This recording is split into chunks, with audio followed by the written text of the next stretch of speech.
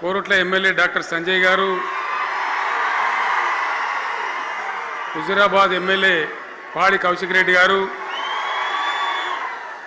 Janagama MLA గౌరవనీయులు పల్లా రాజేశ్వర రెడ్డి గారు, ఇదే ప్రాంతానికి చెందిన మరో మాజీ మంత్రివర్యులు గౌరవనీయులు కొప్పుల ఈశ్వర్ గారు, పేర్లు చాలా ఉన్నాయి, తెల్లారితో చదవానంటే.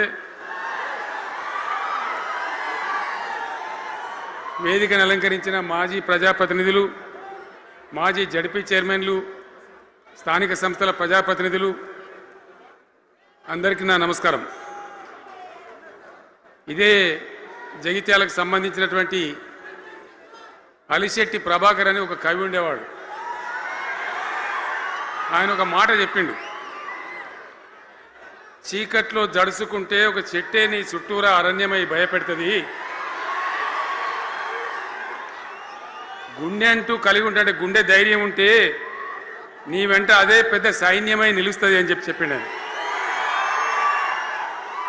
ఇలా నా కళ్ళ ముందున్నటువంటి మీరు, మీతో రెండింతలు బయట రోడ్ల మీద ఉన్నటువంటి అశేషమైనటువంటి జీవన్ రెడ్డి గారి అభిమానులు, మీ అందరి ఆశీర్వాదంతో ఈరోజు జీవన్ రెడ్డి గారి చేరిక కరెక్ట్గా ఆయన గుండె ధైర్యం ఉన్నాడు కాబట్టి, ఉన్నట్టు నికాలస్గా మాట్లాడతాడు కాబట్టి ఇలా ఆయన నిర్ణయం తీసుకొని ఇంత పెద్ద సైన్యాన్ని తీసుకొని తెలంగాణ రాష్ట్ర భవిష్యత్ ప్రయోజనాల కోసం ఆయన బీఆర్ఎస్లో చేరిన విషయం మీ అందరికీ తెలుసు. ఆయన వెంట మీరందరూ వచ్చి ఎవరైతే అందరూ ఈరోజు చేరినరో, ఇంకా రాని వాళ్ళు కూడా ఉన్నారో గ్రామాలలో, పట్టణంలో, మీ అందరికీ ముఖ్యంగా జీవనన్న గారికి, ఆయన వెంట వచ్చినటువంటి ప్రతి పౌరుడికి, ప్రతి అన్నకు, ప్రతి తమ్ముడికి, ప్రతి చెల్లెకి కూడా పేరు పేరున బీఆర్ఎస్ రాష్ట్ర అధ్యక్షుడిగా నేను హృదయపూర్వకమైన స్వాగతం, సుస్వాగతం తెలియజేస్తా ఉన్నాను. జీవన్ రెడ్డి గారి గురించి నేను ఎక్కువ చెప్తే మాది మేమేదో డబ్బా కొట్టుకున్నట్టు అవుతుంది. ఎందుకంటే ఆయన గురించి మీ లోపల తెలియని వాళ్ళు ఎవరు లేరు ఇక్కడ. 40-45 సంవత్సరాల నుంచి మేము స్నేహితులం, చాలా దగ్గర మిత్రులం. వారు చెప్పిన వారి ఉపన్యాసంలో భిన్న రాజకీయ సిద్ధాంతాల వల్ల విడివిడిగా పనిచేసినాం, కానీ మా స్నేహితంలో ఎప్పుడు లోపం లేదు. చాలా చాలా బాధలు, మంచి చెడ్డ సుఖాలన్నీ కలిసి పంచుకునే వాళ్ళం, అభిప్రాయాలు కూడా కలిసి పంచుకునే వాళ్ళం. బాబు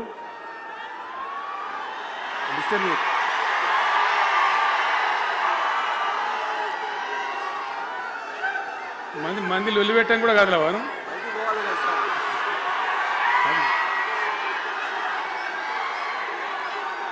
చాలా కలిసి పనిచేసినాం. ఆయనకుండే నిబద్ధత, ధైర్యంగా ప్రజా జీవితంలో పనిచేసిన పద్ధతి ఎంతమందికో చాలామందికి ఆదర్శంగా నిలిచినటువంటి వ్యక్తి. జగిత్యాల్లో ఆయన పుట్టి పెరిగి రాజకీయంగా చాలా పెద్దవాడైనాడు మీ అందరి దీవెనతో. కానీ ఒక జగిత్యాల్లోనే కాదు, ఆయనకు పాత కరీంనగర్ జిల్లా వ్యాప్తంగా, అట్టనే పొరుగున ఉన్నటువంటి అనేక జిల్లాలలో చాలామంది జీవన్ రెడ్డి గారి అభిమానులు ఉన్నారు. చాలా మంది. మీరు లొల్లి పెట్టకుండి, మీ ఫోటోలే బయటికి పోతున్నాయి. అది లైవ్ టెలికాస్ట్ ఉంది, దానిలో మీ బొమ్మలు టీవీలో కనబడుతున్నాయి మీ ఇంటికాడ. లొల్లి పెట్టకుంది ఇక సెట్ అయిందా?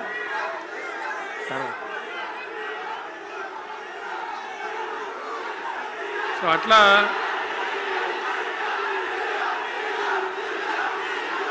ప్లీజ్ ప్లీజ్ ప్లీజ్ ప్లీజ్ చాలా విషయాలలో ఆయన ఎంతో మందికి ఆదర్శంగా నిలిచినాడు, పనిచేసినాడు. ఈ ప్రాంతం గురించి తన ప్రాణం పెట్టి పనిచేసినాడు. ఆయన మంత్రిగా ఉన్నా, ఇంకో హోదాలో ఉన్నా, ఎమ్మెల్యేగా ఉన్నా, ప్రతిపక్షంలో ఉన్నా, తన ఏరియా అభివృద్ధిని ఏనాడు కూడా ఆయన విస్మరించలేదు. లేకపోతే అన్ని పర్యాయాలు మీరు ఎందుకు గెలిపించారు, ఎందుకంత గుండెల్లో పెట్టుకున్నారు? నేను ముఖ్యమంత్రి అయినా, వారు ప్రజాప్రతినిధిగా కరీంనగర్లో జరిగినటువంటి సభకు వచ్చింది. అందరూ మాట్లాడిన చాలామంది, తాను మాట్లాడుతూ ఒకటే మాట కోరిండు, అయ్యాక బోర్నపల్లి అనే కాడ గోదావరి మీద ఒక బ్రిడ్జ్ అవసరం మాకు, అది కంపల్సరీ కావాలి అంటే నేను ఇక ఓదాలు బిదాలని మర్చిపోయి ఏంది జీవన్న మళ్ళీ చెప్పండి అంటే చెప్పిండు ఆయన. వెంటనే అక్కడి నుంచి ఆదేశాలు ఇచ్చి 70-80 కోట్ల రూపాయలు మంజూరు చేసి ఆ బ్రిడ్జి అప్పుడు కట్టించినాం. తన యొక్క నియోజకవర్గం పట్ల, తన ఏరియా పట్ల, తన పరిసర ప్రాంతాల ప్రజల పట్ల ఆయన కనపరిచిన ప్రేమ అదంతా కూడా చాలా అద్భుతం. అందుకే ఆయనకు అంత మంచి పేరు కూడా ఉంది. అది నాకంటే మీకు అందరికి బాగా తెలుసు. ఈ మధ్య వీళ్ళందరూ తయారైంది కదా, ఎవరు అంటే అంటే సర్వేలు చేసి ఇస్తారు. జీవన్ రెడ్డి గారు బీఆర్ఎస్లో చేరితే ఎట్లా ఉంటుంది ఏం కథ అని ఒక 2-3 వచ్చి సర్వేలు చేసింది. మీ నియోజకవర్గం కాదు, మీ నియోజకవర్గంలో ఆటం బాంబే పేలిపోయింది, దానిలో మాటనే లేదు. అసలు జగిత్యాల నియోజకవర్గం గురించి చర్చ లేదు. కానీ వాళ్ళు ఏం చెప్పినా సర్వే వాళ్ళు పక్కనున్న సొప్పదండి కావచ్చు, ధర్మపురి కావచ్చు, మేరిట్ల కొట్టుపల్లి కావచ్చు, ఇంకా చాలా కాన్స్టిట్యున్సీలు కావచ్చు, చాలా ప్రభావం ఉంటుంది జీవన్ రెడ్డి గారిది.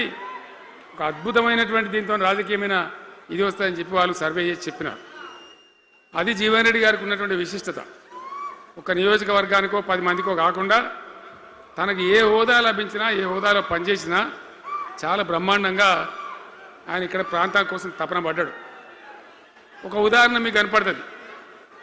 పేరు ప్రతిష్ట లేని వ్యక్తులు గ్రాడ్యుయేట్స్ కాన్స్టిట్యున్సీలో ఎమ్మెల్సీగా నిలబడితే గెలవరు.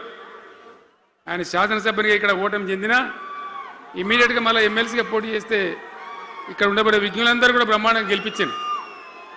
ఎందుకు వాళ్ళు ఎందుకు అంటున్నా?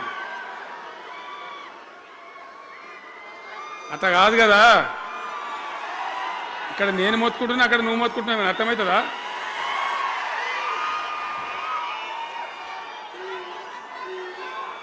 ఏయ్ ఆగవా బాబు, ఆవిడ వెనక ఊరేటోడు మనోడేనా? విజయసారా మనోడేనా? మోపాయింట్ ఐడియా కూడా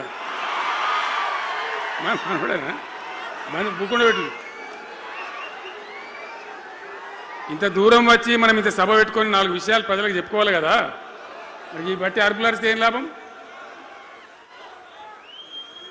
సో అట్లా జీవన్ రెడ్డి గారు తన రాజకీయ ప్రస్థానాన్ని ఒక సమితి ప్రెసిడెంట్గా ప్రారంభించి ప్రజా సమస్యల మీద పోరాటం చేసి సివిల్ లిబర్టీస్లో కూడా అడ్వకేట్గా నాడు ఎంతోమందికి పౌర హక్కుల సంఘానికి కూడా మద్దతు ఇచ్చి అచ్చమైన నికార్సైనటువంటి ప్రజా కార్యకర్త నిరూపించుకొని అంచెలంచెలుగా ఎదిగి ఇంతకుముందే ఆయన చెప్పినట్టుగా అనేకమైనటువంటి పదవులు ఆయన చూసినాడు.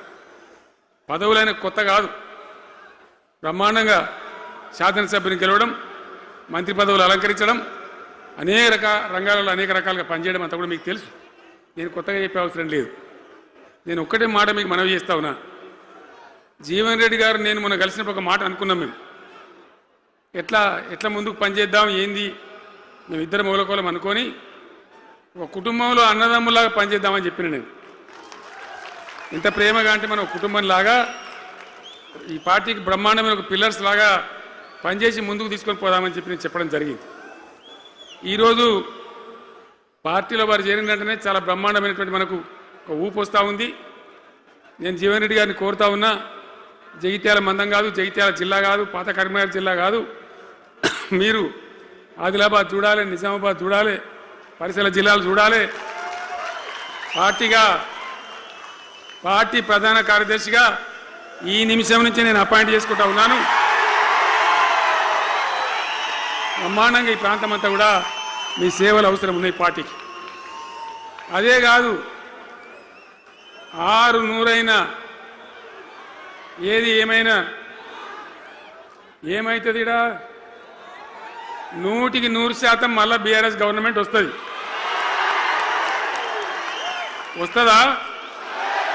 వస్తుందంటూ చేయలేవాటిలో ఒకసారి కెమెరాలు కడ దింపురా బాబు, వస్తుంది కదా. ఇవాళ జీవన్ రెడ్డి గారు పార్టీలో బాబు కౌశిక్ రెడ్డి జర ఆగబట్టరు వాళ్ళు.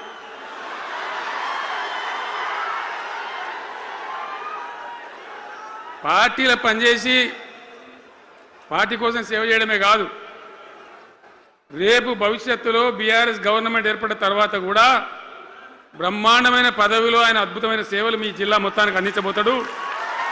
తెలంగాణ రాష్ట్రానికే ఆయన సేవలు అందించబోతాడు. ఇది నా మాట, కేసీఆర్ మాట అని నేను జగిత్యాల గడ్డ మీద చెప్తా ఉన్నా.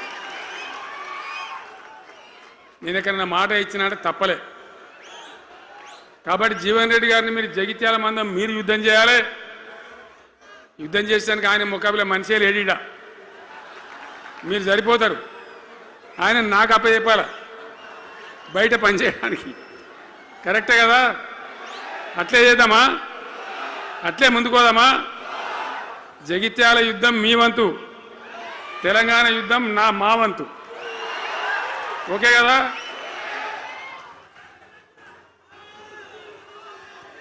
ఇప్పుడు ఏమైతుంది? ఏం కావాలి?